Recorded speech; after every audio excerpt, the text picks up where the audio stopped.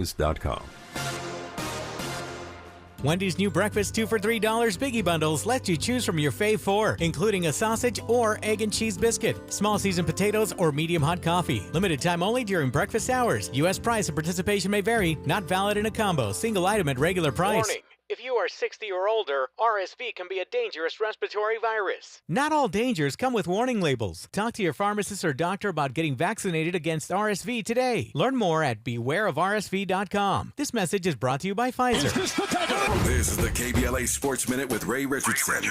I'm a bad man. The Dodgers, baseball's hottest team, are back in action after getting 2 days off. They're in Cleveland today for the start of a 6-game road trip. The Dodgers are 17-2 in August and 29 games over 500. James Harden spoke to NBA investigators Monday about calling Philadelphia 76ers president Daryl Morey a liar. The league is trying to determine if the Sixers violated salary cap rules. Harden told the investigators he exercised his $35.6 million option with the Sixers in June only because Morey told him he would trade him if he agreed to the option. Morey announced last week he's not trading Harden, prompting the 10-time All-Star to put Morey on blast. Harden wants to be traded to the Clippers. Morey is asking for a starter, maybe 2, and multiple first-round picks. Stay tuned on this drama. No debates, no speculation, just the info you need. That's your KBLA Sports Minute. I'm Ray Richardson. More news, opinions, and conversation when we come forward on KBLA Talk 1580.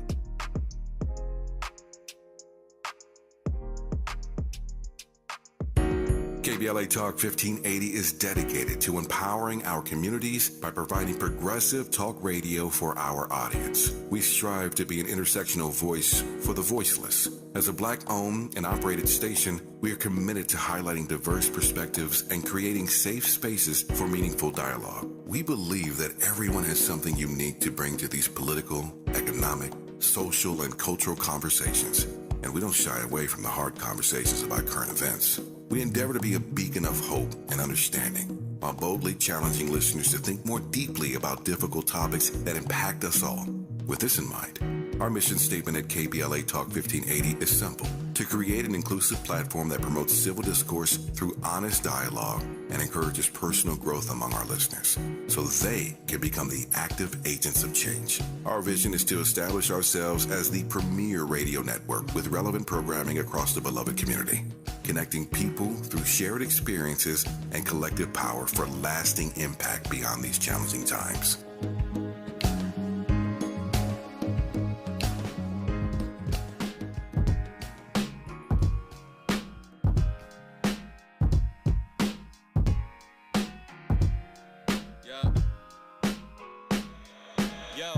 My spirit saying keep the faith. My lyrics say give them hell. My fears saying I need a break. The foot I put on neck saying keep the pace. Smile say I'm good, but stomach say I ain't eating days. Mom saying dream bigger, son, you need a lake. Pop saying save your penny, son, you need a place. My friends saying keep it pimpin' blood, you need a race. My fam starting this tradition now of being safe. My ex picking now to tell me how she want a space. She be stressed if I ain't text her every couple days. She ain't special, ain't no pressure when you run the game. Another extra in my section when I'm up at Dre's. Talk to me nicely, walk through is pricey. Till my mom's in the hills and Lil bro them icy. Jesus hand on the wheel, it feels like a vice grip. If I ain't give you the chills, I feel there's alright this, My brother wears heart on his sleeve. His only motivation now is loving the scene. We at Cuzzo graduation, manifesting our dreams. As I write the homie Lock, who should've played in the league. Man, it's hard being the woke. The only one scoring get ball to me when I'm open. They guarded me and I'm stroking from hard and deep in the ocean. This dream take guts, heart, arteries, and devotion. Swear to God, yo, count up my bad days, combat my past ways. Cause sometimes my pride just won't leave me alone. Cause home don't even feel like how we used to feel, dog. For real, Father Time just won't leave me alone. Come on. Shorty got your seed now, Daddy put the streets down. But meanwhile, my side chicks won't leave me alone. Let's go. Someone keep it real with me, follow up and build. Yeah. Put the steel down, the vibes just won't leave me alone. Hey, yo, I like KBLA Talk 1580. That's Miles Lowe, Miles Lowe Music. Find it wherever you get your music. And I am so happy to welcome in an abolitionist. He's an abolitionist. He's a native Angelino. He's an HBCU grad, Hampton University to be exact, Howard University School of Law to be exact, an attorney practicing mostly criminal defense and civil rights. He's been running his own Person Lynne law office since October of 2013. Attorney Jaaye Person Lynne, good morning. Good morning, Dominique. Thanks so much for having me. I should add a dad. A dad of babies, baby dad. 2 under 2, right? 2 under 2, yep. 7.5 months and 17 months. It's amazing that you can even think, to be honest with you. I remember just having one and just operating with no sleep for years. I commend you. I bow down to you and your wife on that. Yes, indeed. So, so we started out this conversation. We planned this conversation thinking that we would be talking about the sentencing of Mark Ridley Thomas, which was meant to happen tomorrow. Yesterday, Dr. Mark Ridley Thomas, of course, 10th District City Council member, who has been convicted of, a number of felonies, acquitted of quite a few of the things that he was accused of, but and who is, by the way, we should say, appealing his case, right? But nevertheless was meant to be sentenced to yesterday. That has been pushed back for a week because of Hurricane Hillary. Is this significant to you? Do you think that is changes the course of anything? I mean, as an attorney, certainly you must have been in these kinds of situations before. Similar, but I'm only 40 years old, and it was about 80 years since the last hurricane. And so I'm just talking about delays and the delays certainly happen, but I think but it's rare that they happen for things outside of our control. Like they've happened because we're asking to delay because we want to file a motion or do something like that. But just like a weather activities delaying, that's something. But I hope Judge Fisher is not lost on this. Like I don't believe in just too many coincidences, and it's like I hope she realizes what was going on as she was supposed to sentence Dr. Mark Ridley Thomas, and realizes that there's no coincidence a hurricane comes. I think it's one of those divine interferences that reminds us like we don't want to play with God's children too badly. I mean, that's an interesting way of looking at it. Maybe we can have a hurricane a week for the next, 6 years. No, I'm not. I'm not praying for that. I just feel like, he's been convicted of honest services fraud, which, these charges are so. I think Tavis says it really well. Tavis Smiley in his editorial. There's no money in paper bags, no personal enrichment, no victims. For the alleged crime, even sending that donation to the School of Social Work and then it going to the nonprofit that was run by his son is not illegal. So it's, to me, the whole conviction is shaky. And then on top of that, the 6 years that prosecutors are asking for is just insane. Yeah, and that's I think they asked for that because judges oftentimes split the baby, right? So you have the defense asking for no time in custody. Then you have the prosecution asking for 6 years. They're probably really hoping for 2 to 3, especially when you're looking at some of the other federal convictions that have and the sentences that have been handed down for things like bribery and other charges at City Hall with developers and City Hall staffers and council persons. These sentences haven't been great. They haven't been lengthy. So and they're all noted in the media. And so if Dr. Mark Ridley Thomas was to get a sentence that surpassed the real estate developer that actually bribed city officials, that would be an inconsistent administration of justice. And I know judges don't want to have that look on them, that stain on them, that they're going to mete out justice differently. But in this situation, I think it is very important to note that there was no money that was supposed to go to the people that didn't go to the people. And that's a very big deal in all of this. This is more so like, well, the way you did it is problematic, but yeah, you still serve the people. And I think the judge really has to take that into account when sentencing. And plus, the woman, the dean that pled, got home confinement.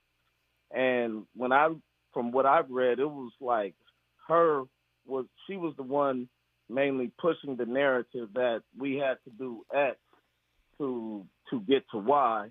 And it seemed like MRT was going to do the same thing either way, but in the process said, hey, there's something else you can do. And so I think if she looks at that and doesn't just look at the amount of convictions and also looks at the 30-plus year history of serving his community without any allegations of self-enrichment, that it would be not only detrimental to Dr. Mark Ridley Thomas, but every young black person that seeks to serve.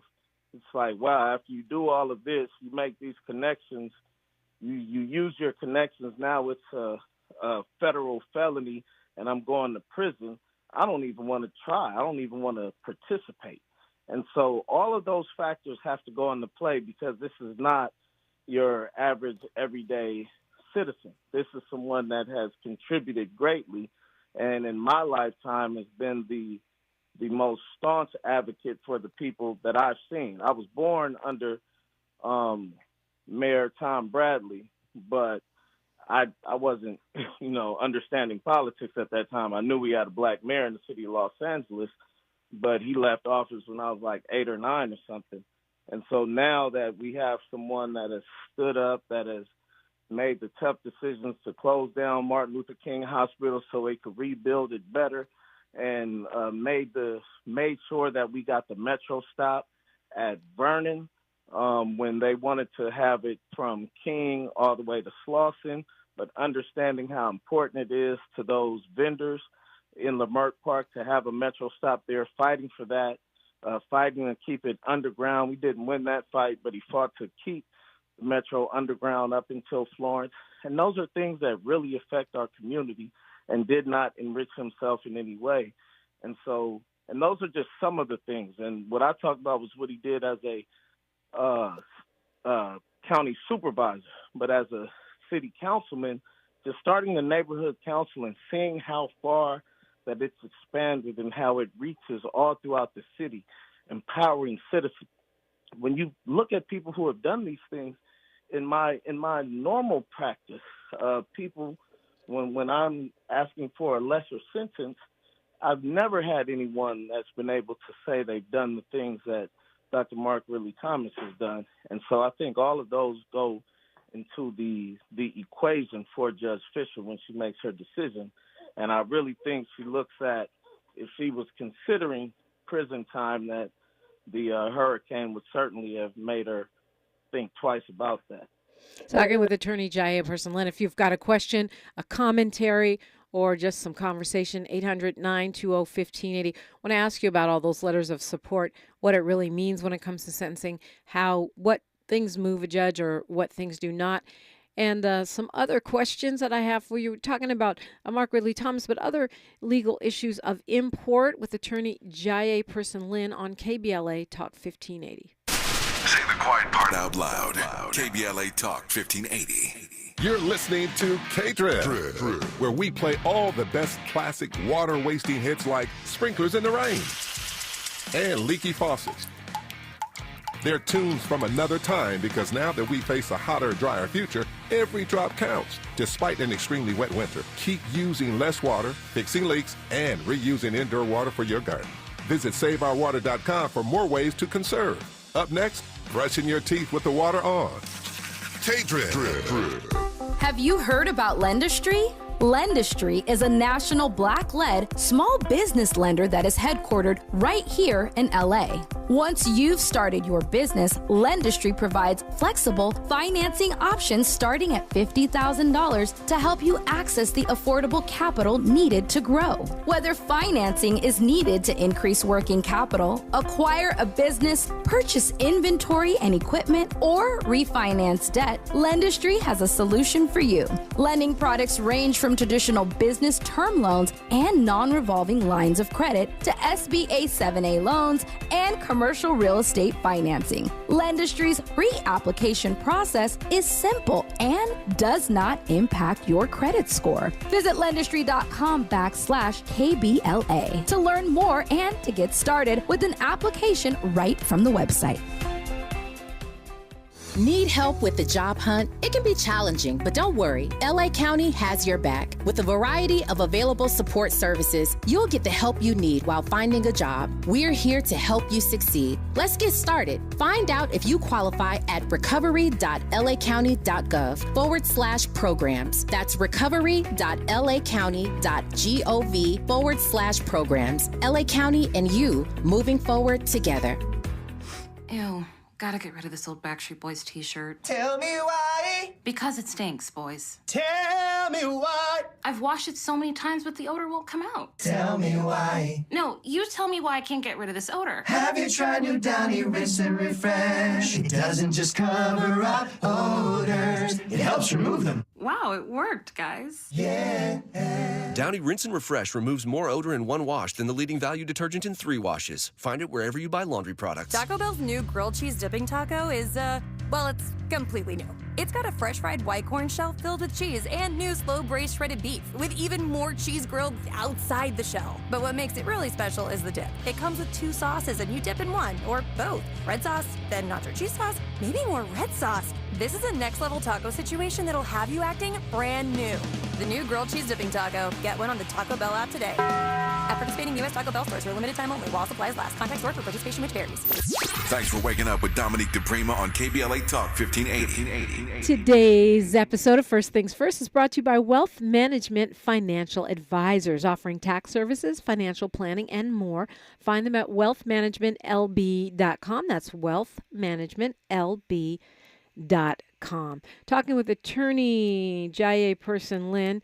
He's an activist, 100 Black Men. He's a dad, and he is a contributor to the show whenever we can drag him in here.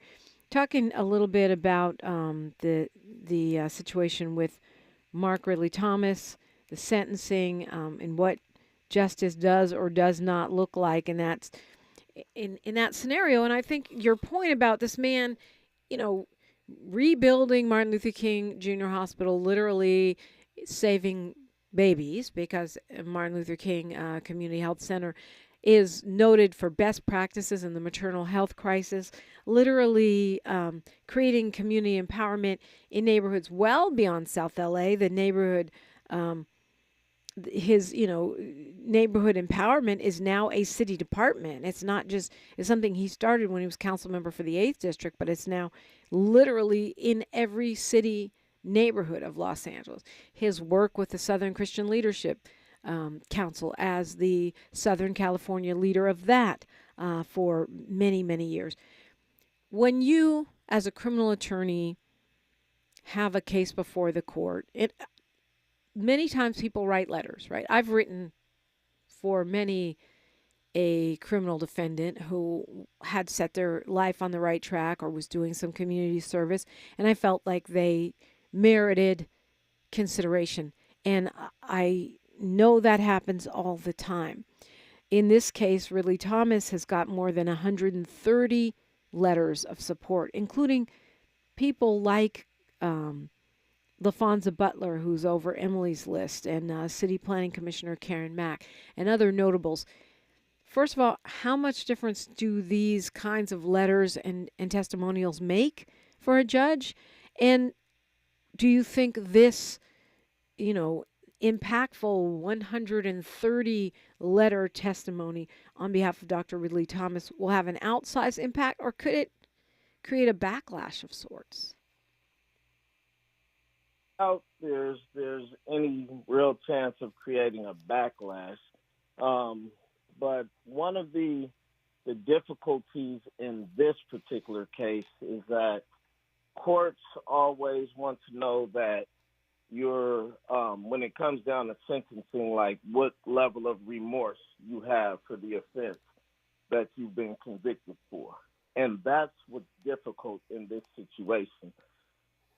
Because at the end of it, when you look back and say, hey, what should he have done differently?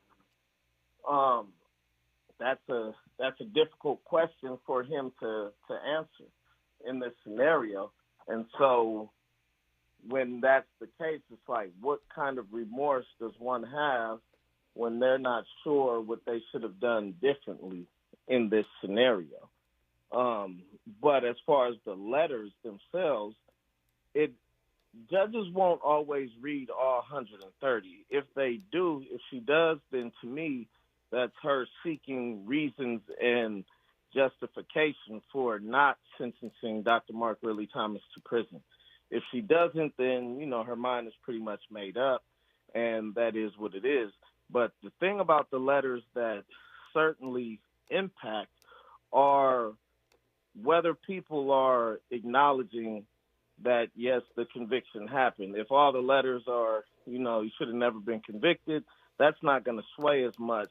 But if they go to acknowledging the conviction and despite that, you should still show grace and leniency, that will have more of an impact because the judge knows that these people are not just delusional, but they actually understand there has been a conviction. And so I think it does play. If it had no impact, we wouldn't do it as much as we do.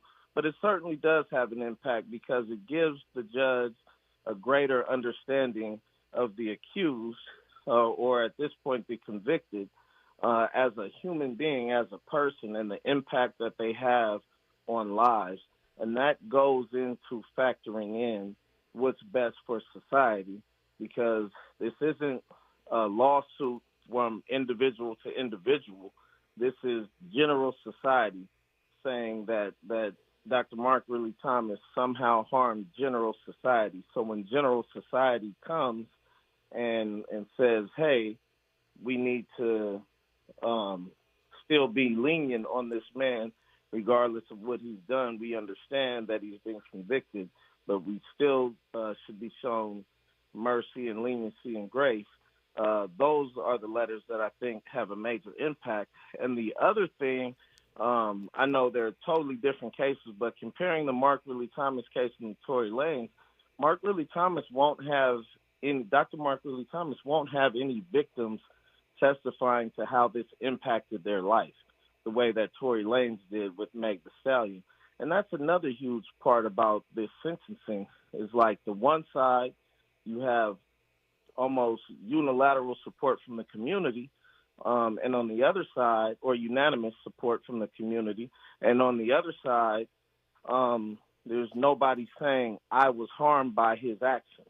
And so hopefully that will be a factor, and it has been a factor in many sentencing scenarios that I've partaken in. Right. When it comes to Dr. Mark Ridley Thomas, I don't know how you can not take into consideration his impact on the community. But I want to circle back to what you said about remorse, because if I am saying that I'm not guilty, if I'm going to trial because I'm defending myself, because I do not believe that I committed a crime, how can it be fair to punish me for not being remorseful? If I'm spending money, time, and risking everything to say that I didn't do it. And that's the conundrum we find ourselves in this particular scenario. It's so easy when it's a crime against another person to say, hey, despite how I felt in that moment, I recognize I was wrong. And if I had to do it again, I would not do it again. And in this scenario, maybe the remorse would come in the form of, I'm not even really too sure, but maybe it's something like, hey, I understand the appearance of impropriety, and that's something I should have stayed away from a little more.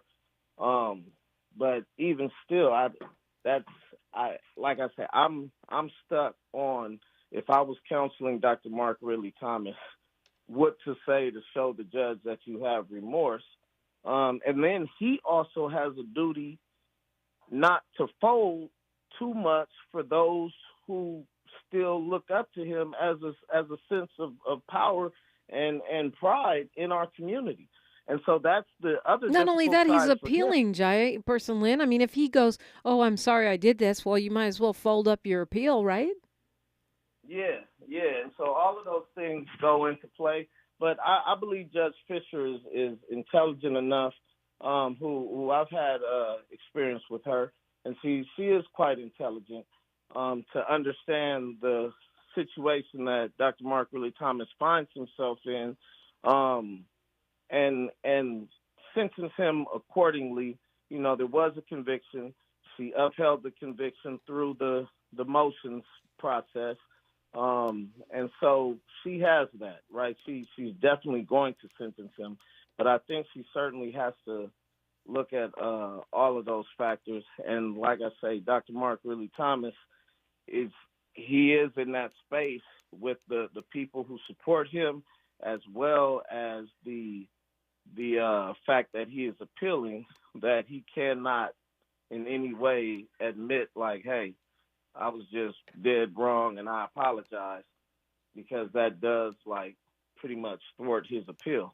So those are all the considerations, and it's not easy. It's not a position I'd want to be in, but at the end of the day, I know when his time comes and he goes home to glory, what will ultimately be his legacy will not be this conviction.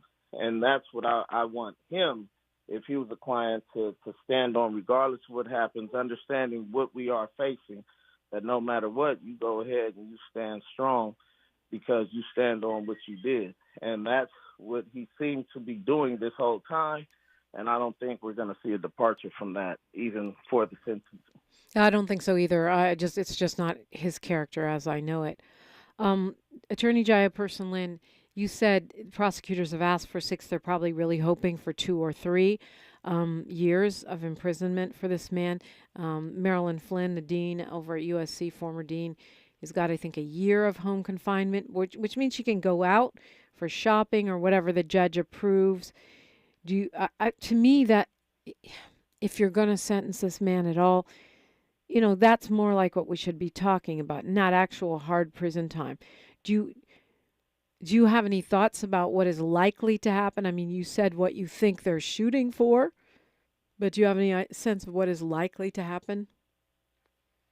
I can't say that I do, because I don't know. I have had experience with Judge Fisher in civil matters, but I haven't had enough experience with her in criminal matters to see what she's doing, but what she's going to do. But also know that Marilyn Flynn, Judge Fisher was not bound by any agreement to sentence her. And so she made the independent decision to sentence her to home confinement. I know there was the recommendations from the prosecution, which are different than the recommendations for Dr. Mark Ridley Thomas, but she still could have sentenced Marilyn Flynn to custody. Now, the 15-year age difference, they both qualify as senior citizens, which is something else that should go into effect, because it's not like this is somebody that we finally got him after 30 years. Right. Trying to get him. Hold that thought, Attorney Jaaye Person Lynne. We've got news, traffic, and sports, and we continue the conversation on KBLA Talk 1580. More of First Things First with Dominique DePrimo when we come forward. We thank you for joining us on this Tuesday morning. It is August 22nd. I'm Mike Moore. Now here's the latest from the Black Information Network. President Biden is vowing that the people of Maui will have everything they need to recover after the recent deadly wildfires there. While touring the town of Lahaina Monday, Biden met with families of victims and thanked first responders. His visit came as the confirmed death toll stands at 114, with hundreds still unaccounted for. A private Atlanta, Georgia college will be requiring face masks for 2 weeks. Leaders at HBCU Morris Brown said this week that precautionary measures are being taken due to an increase in COVID-19 cases. The school's president tells the Atlanta Journal-Constitution that no cases have been identified on their campus specifically. And that's the latest. I'm Mike Moore from your 24/7 news source, the Black Information Network and BINnews.com. Warning. If you are 60 or older, RSV can be a dangerous respiratory virus. Not all dangers come with warning labels. Talk to your pharmacist or doctor about getting vaccinated against RSV today. Learn more at bewareofrsv.com. This message is brought to you by Pfizer. This is the KBLA Sports Minute with Ray Richardson. The Dodgers, baseball's hottest team, are back in action after getting 2 days off. They're in Cleveland today for the start of a 6-game road trip. The Dodgers are 17-2 in August and 29 games over 500. James Harden spoke to NBA investigators Monday about calling Philadelphia 76ers president Daryl Morey a liar. The league is trying to determine if the Sixers violated salary cap rules. Harden told the investigators he exercised his $35.6 million option with the Sixers in June only because Morey told him he would trade him if he agreed to the option. Morey announced last week he's not trading Harden, prompting the 10-time All-Star to put Morey on blast. Harden wants to be traded to the Clippers. Morey is asking for a starter, maybe 2, and multiple first-round picks. Stay tuned on this drama. No debates, no speculation, just the info you need. That's your KBLA Sports Minute. I'm Ray Richardson. More news, opinions, and conversation when we come forward on KBLA Talk 1580.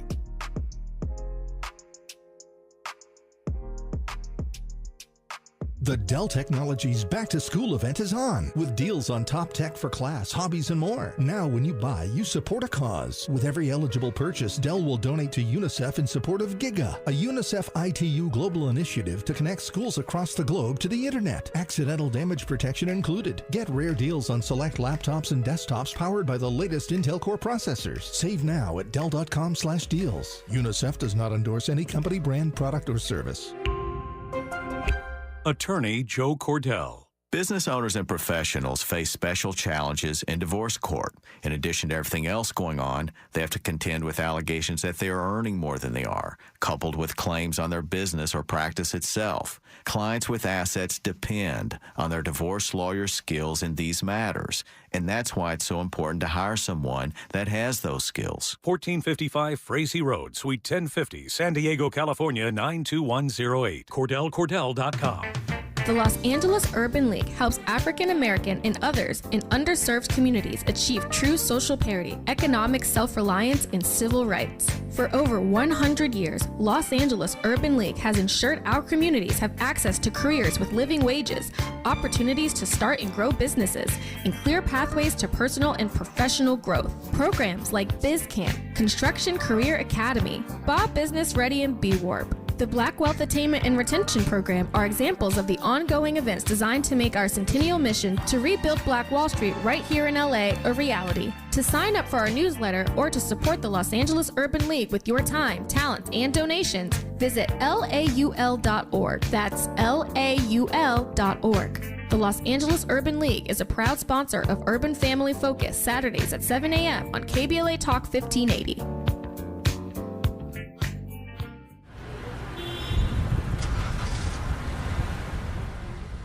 I'm MC Light for Hip Hop Heritage, celebrating 50 years of hip hop, authentically powered by Cadillac. From its earliest days of show-stopping, DJs and MCs cold rocking parties, to its dominance on the music charts, hip-hop has been the biggest game changer in American music, and I mean ever. And it's not just about the music. It's how we celebrate, how we communicate, how we continue to elevate. Check out Cadillac and see how our swag has evolved and continues to revolve around the world. For more on how Cadillac is celebrating hip-hop's 50th, visit Cadillac.com/audacity. Broadcasting live from Leimert Park, USA. Welcome back to your home for unapologetically progressive radio, KBLA Talk 1580. Today's episode of First Things First brought to you by Wealth Management Financial Advisors, offering tax services, financial planning, and more. Give them a call, 562-427-8877, 562-427-8877, or find them at wealthmanagementlb.com. Talking with attorney Jaaye Person Lynne. Now, you know I cannot have you on the show without asking you about the multiple indictments, the many charges of the former president. And of course, he's got 18 co-defendants in Georgia. The first one turned himself in today. His name is Scott Hall. He works as a bail bondsman in Atlanta. Those are those lower level folks on the list of co-defendants, which some analysts are predicting are most likely to flip. He turned himself in. The former president said to be getting ready to turn himself in on Thursday. What do you make of this? I mean, this is indictment number 4, 91 charges against the former president. It does feel different because of the way that Prosecutor Fani Willis is handling everything. But let me put it this way. If you were the former president's lawyer, one of his lawyers, what would you be thinking right about now?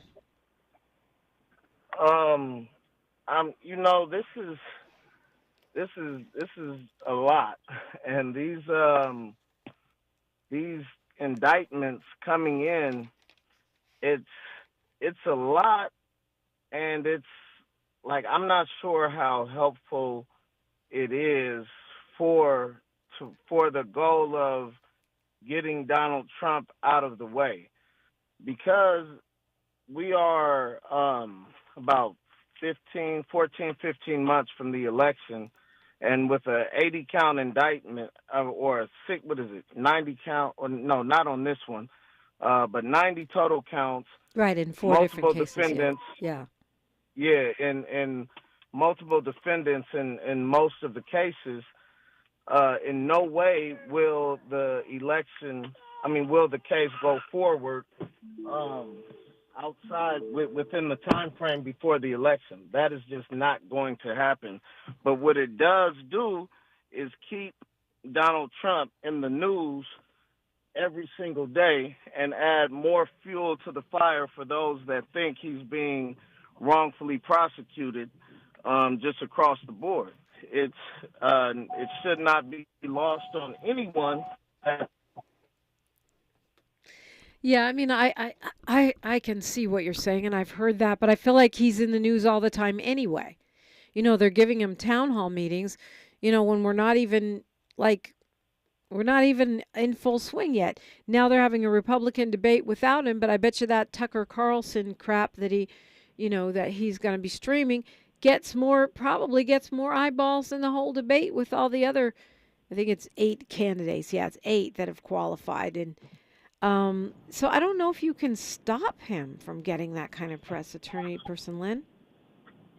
I mean, maybe, but to be able to say, hey, I'm being villainized, I'm being ostracized, this is a witch hunt against me, trying to stop me from being the rightful president like I should have been, that's for his type of supporter, that is just fanning the flame for him.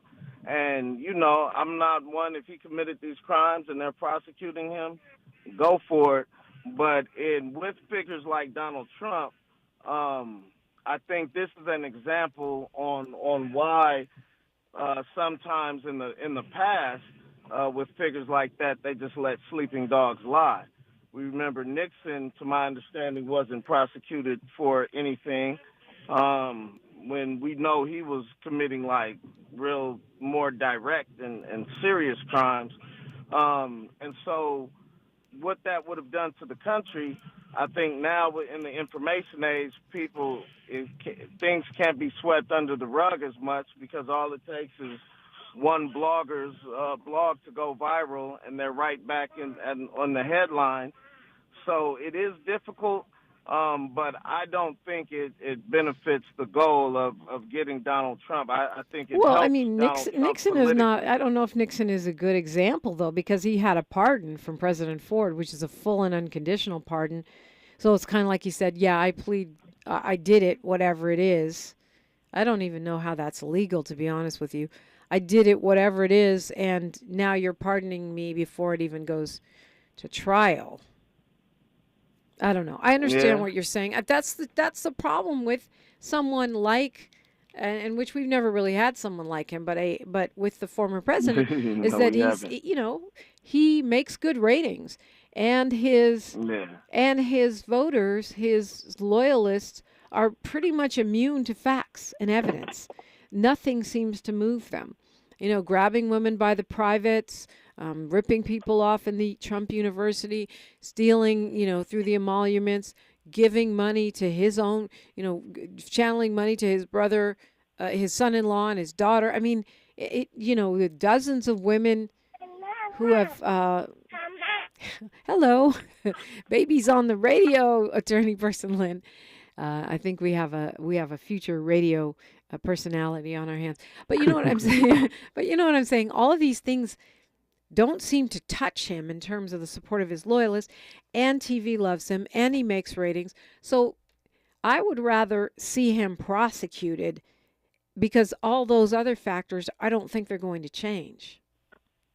No. I mean, and maybe they won't, and maybe it is a good thing, but this is another situation where we're mixing law and politics, and that's what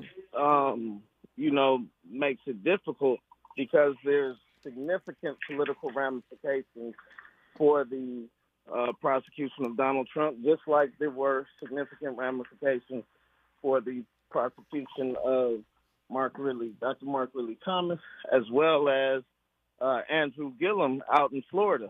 And so these are all significant, because they could impact elections, meaning that the whatever the criminal element is actually changing the course of political history. Is that what you're saying?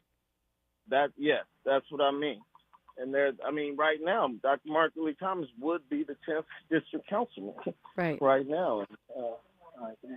Would and should be. I mean, I voted for him. And it's no reflection on, the current council member. I think Heather Hutt is doing a great job, but that's not how the voters of the 10th district planned for things to go.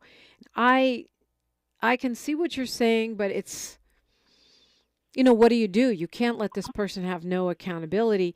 And honestly, there's another legal piece to this that I'd love to get your take on, which is now, the conversation is changing to whether or not the 45th president could qualify to be president again, because of, according to, some even conservative legal scholars now saying the 14th Amendment, Section 3, prohibits lawmakers who have taken an oath of office and then betrayed that oath of office by either giving aid and comfort to insurrectionists or trying to overthrow said government, that they're barred from office.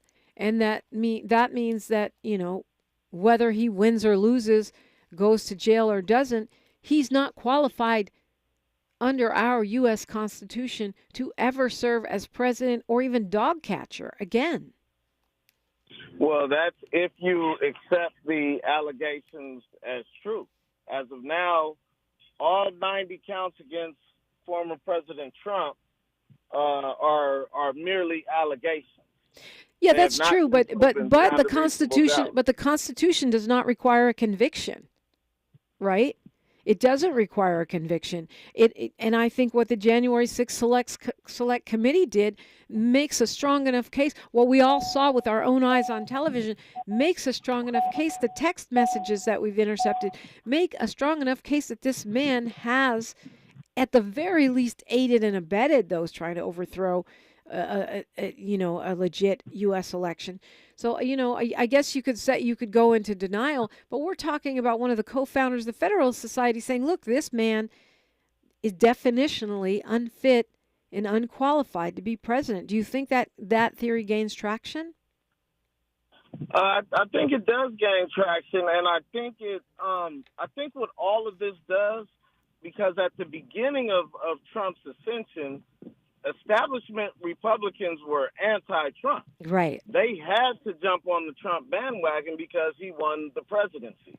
And otherwise, you'd have a quote-unquote Republican president at odds with the Republicans in the Congress, and that would have caused a horrible reaction for them as a party. So they had to close ranks around him. But I think what a lot of this does is open up the possibility for that narrative to continue, that Trump is not the guy, he's not the one that we want, and it's very much incumbent upon them to have somebody else win the nomination.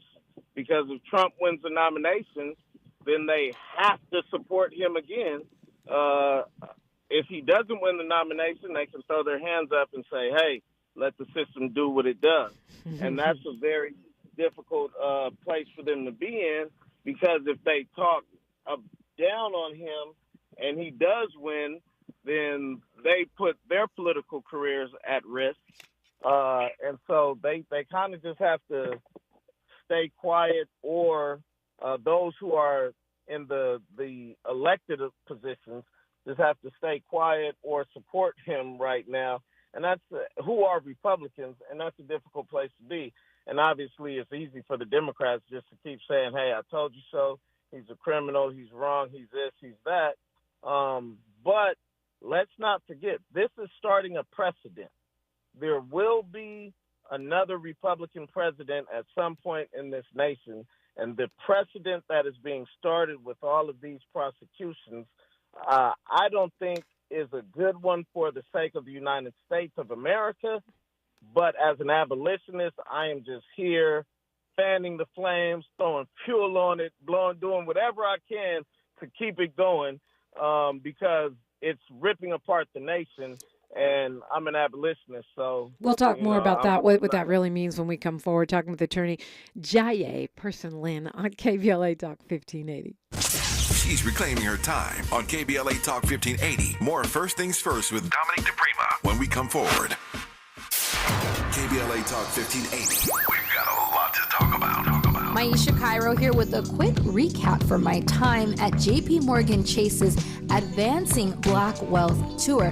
There were speakers Ian Dunlap, Damon John, Lynn Richardson, MC Light, Dom Kennedy, to name a few. Take a listen to what Justin Grant, Community Development Lead at Chase's Advancing Black Pathway, let's see what he had to say. So I'm Justin Grant. I lead community development and national partnerships for JP Morgan Chase's Advancing Black Pathway strategy. And so we're focused on strengthening the economic foundation of black communities, and we're making targeted investments in programs like the Advancing Black Wealth Tour to help us get our tools and resources out to the community to drive sustained impact over time. So when it comes to black and brown people, it sounds like Chase is making it their personal responsibility not only to facilitate these events, but to educate and provide resources. So Mr. Grant, I have to ask, what does wealth building look like for the individual? It's home ownership, it's having that freedom to be able to start your own business and create jobs in your community, and it's having that long-term plan towards retirement, having that vision for what you want your life to be,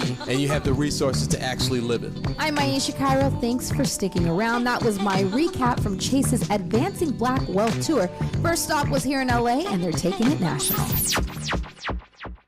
Hi, it's Tavis Smiley. KBLA Talk 1580 is inviting you to join us on Saturday, September 16th, 10 a.m. to 12:30 p.m. for our very first economic empowerment event for the community. This event is free and it's powered by Caltrans. We're doing this in association with Rambo House, and here's Rambo to tell you more. Contracts. I'm going to say it again for all of us small business owners out there. Contracts. Rambo House, KBLA, Tavis, me. Oh my God, this is going to be massive. I truly thank Caltrans for giving us the opportunity to focus on contracts. Listen, that's what it's all about to be a small business in LA. That's how we hire our own. That's how we expand our community, is contracts. KBLA1580.com is for you to have a seat at our contracts-focused event. Contract Ready does it again. We had over 900 last time. So you guys know how exciting this is. And if you just think that you want to get into contracts and you're close to it, bring your friends out for September 16th at the Marriott Hotel. Listen, you know where to register. KBLA1580.com. Come see me. I can't wait to see you. Let's do it, Tavis. So be sure to go to KBLA1580.com for all the details. We'll see you Saturday, September 16th. When you're young, life is full of choices. Don't let opioids like highly addictive and deadly fentanyl take away your life with just one wrong pill. Addiction is a disease that can affect anyone at any age. But there is a choice to get help for this disease. Find medically proven treatment options, including virtual, at choosemat.org. The conversation continues right now with Dominic DePrima on First Things First. A story we haven't touched on at all, attorney Jaaye Person Lynne. But before I get into that, you were talking about being an abolitionist and why that means you would like to see the whole spectacle, the whole Trump circus blow up and the election cycle blow up. You're saying abolitionist. I always thought you meant an abolitionist of prisons, an abolitionist of police. But what are you talking about when you say abolitionist in that context? Thank you for the opportunity to explain this. I'm an abolitionist of the systems that oppress my people and that were created to ensure that my people would be less than. And so those systems started with the Declaration of Independence. And I think we can all agree that the Constitution, the flag, the national anthem, the whole government set up, the foundation of all of that. Attorney Person Lynne? Oh, there we go. I'm saying.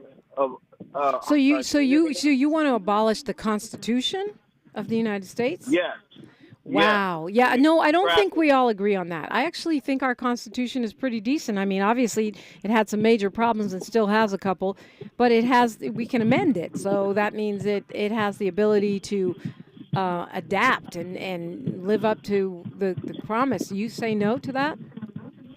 I say no to that. I say, well, here's the thing. It can be amended. It has been amended several times. But what it cannot do is change the foundation that it was built on. And so that foundation is white supremacy and black inferiority. And so what I want to be clear, I'm not saying we shouldn't have a Congress. I'm not saying we shouldn't have a Supreme Court. We shouldn't have a president. I'm saying the current system needs to be scrapped and rebuilt from scratch. And yes, the principles that work for us, we should still have those. The words in the Declaration of Independence that all men are created equal, endowed with certain unalienable rights. Well, we could throw a woman in there too. We could say all men and women, or all humans. Yeah. All humans are created all equal. Humans. Yeah, that would be good.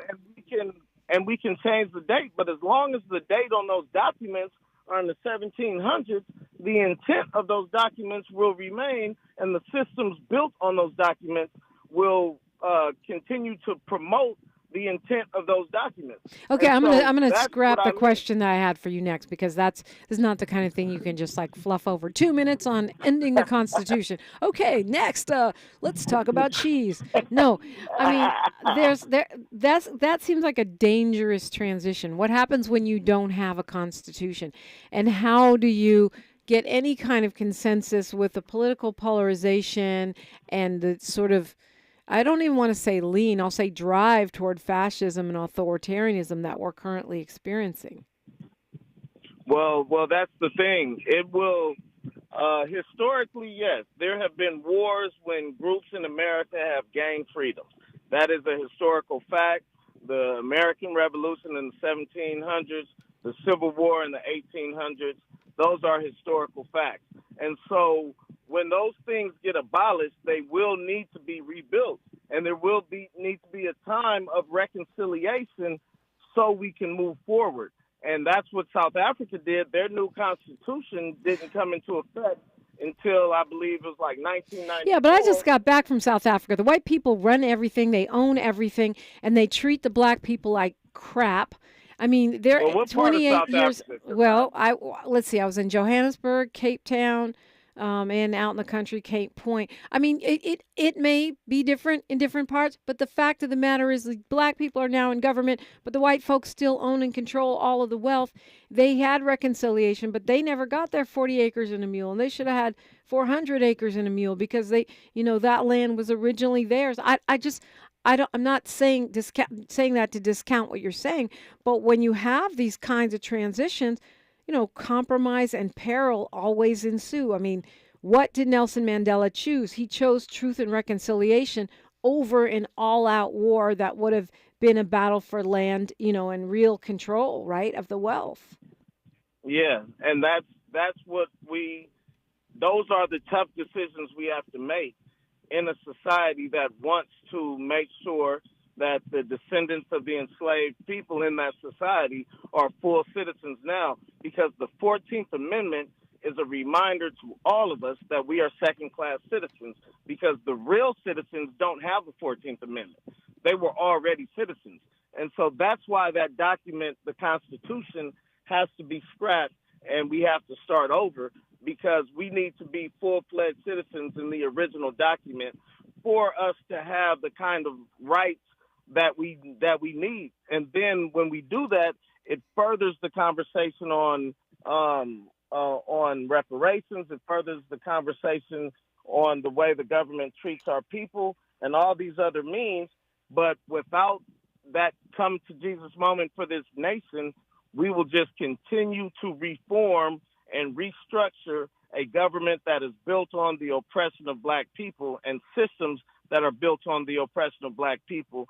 And when South Africa did change, they had a new constitution, they had a new flag, a new national anthem, new political parties in power. But no new distribution of wealth. And to me, that is the difference between a Ghana and a South Africa, right? And to me, the parallels with us are so strong because we never got our wealth, and we never got our 40 acres or anything. And so now we're fighting over reparations, and white folks can say, or other backward black folks can say, well, I had nothing to do with that. I wasn't there. I didn't own any slaves, and blah, blah, blah, blah. And why? Because you started off your nation without distribution of wealth. To me, that is, at least, it's more important in a sense, because if you have that generational wealth and economic power, then you can have more of an influence on those amendments or that reforming of the Constitution. But we're almost out of time here. But let me ask you, Jaaye Person Lynne, Attorney Person Lynne, who are the founding mothers at this point? Who would anyone in this country agree on writing a new constitution? And that is the difficult part. It's going to be tough, but I think we have great minds out there. We have great legal minds on all sides. I think the Asian community has a significant say on how we move forward.